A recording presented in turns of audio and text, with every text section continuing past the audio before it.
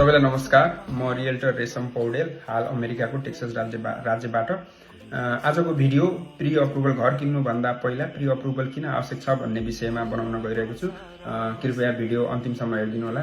धेरैले घर हेर्न सुरु गर्नुहुन्छ तर बिना प्री अप्रुभल नै। तर सुरुमा प्री अप्रुभल लिनले हजुरलाई धेरै नै फाइदा गर्छ।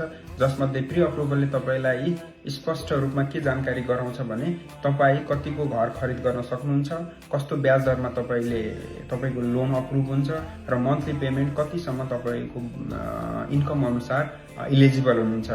त्यसै गरेर यसले प्री अप्रुभलले तपाईलाई बजेट अनुसारको तपाईको बजेट कति छ त्यही अनुसारको घर खरिद गर्न या घर खोज्न मद्दत गर्दछ।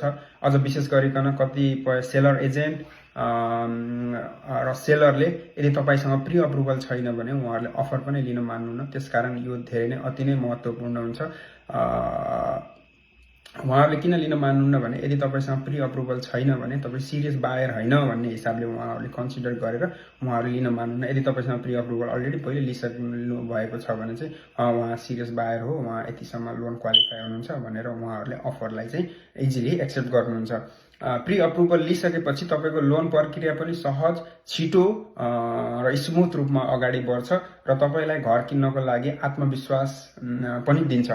यदि तपाईले घर खोज्न सुरु गर्नु भएको छ र प्री अप्रुभल लिनु भएको छैन भने मलाई सम्पर्क गर्न सक्नुहुन्छ। मेरो नम्बर डिस्क्रिप्सनमा राखिएको छ र मलाई केही यस सम्बन्धी अन्य कुनै जानकारी चाहिएमा पनि मलाई कल, मेसेज, टेक्स्ट गर्न सक्नुहुन्छ। धन्यवाद।